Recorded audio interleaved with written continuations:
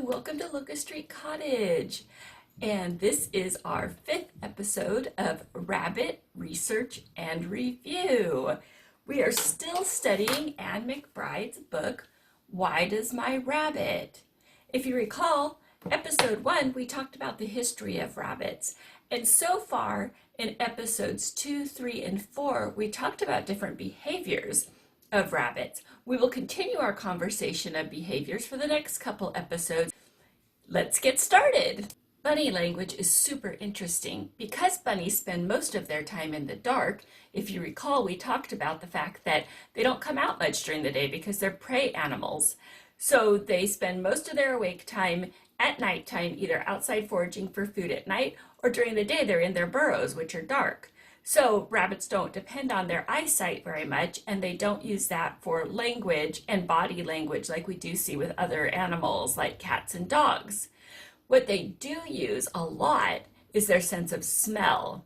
So we covered in our last episode that kits can smell their mothers and determine whether or not that's their mother. And rabbits also will defecate in the areas around the warren to keep other rabbits away. Rabbits do make noises. A happy rabbit purrs like a cat, and they will also chatter their teeth if they're happy. Rabbits do scream times when their lives are threatened, but you won't hear it very often. Being very, very quiet is part of what keeps them safe even when they're underground. Rabbits also thump their feet when they get scared or when they're angry. Rabbits will also hiss at predators.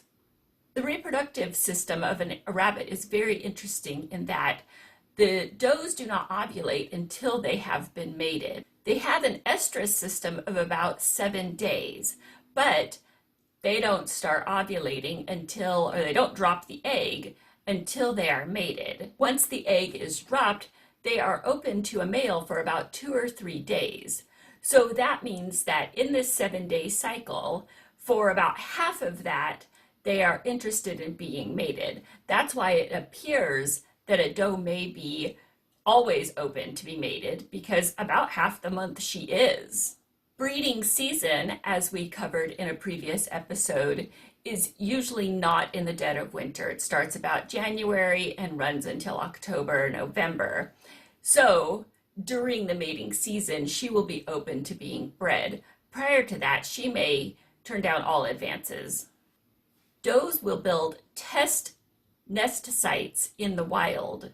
So they will go into an area, they will build a test burrow to see what happens. And if that burrow floods, if there's a lot of predatory activity, she will decide not to build in that area and won't have her kits there. Fights in the wild are exceedingly rare. Of course, they do happen, especially as new bucks that have grown up are kind of pushed out of the warren. But in general, just like most pack animals, the younger or less experienced or weaker animals don't choose to challenge the larger buck for his position as the favored buck. So that's how they maintain the peace. Interestingly enough, younger bucks that are pushed out of a warren are accepted into other warrens, which helps limit inbreeding. Rabbit offspring are basically helpless when they're born.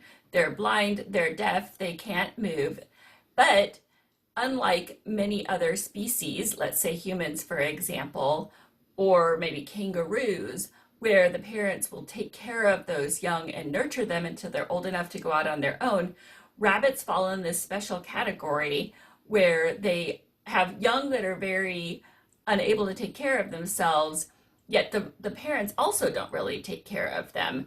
A mama rabbit, as we covered, only comes back to the nest about every 24 hours to feed them, and then just kind of keeps them covered up and hidden and hopes for the best.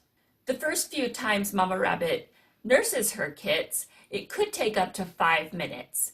Of course, new kits are, practicing finding the nipple and getting settled in and doing the pawing motion necessary to get mama to let the milk down. But once they're good at it, within several days, nursing times are 2 to 3 minutes, and it's once a day. It's very efficient. According to Anne McBride's studies, Nursing takes place typically between 8 p.m. and 6 a.m., which makes sense because mamas can, run in, feed the babies, and take off and go eat because that's what they do at night. Baby kittens are typically weaned at about 25 days. And then mama goes on and she's ready to breed immediately after she's given birth. So she might be ready to have another litter directly after weaning those. While rodents like mice and gerbils spend 50 to 80% of their time with their young, nurturing them, as we discussed a second ago, mama rabbits only spend about 1% of their day with their young. Well, we've covered a lot of information in this episode, and I think we only have enough to cover one more episode. I have learned so much from this book. So if you have any comments or questions, put them below. And if you want to subscribe, you can do it there. And if you want to watch more rabbit research and review, you can do it there. Thanks. We'll see you next time.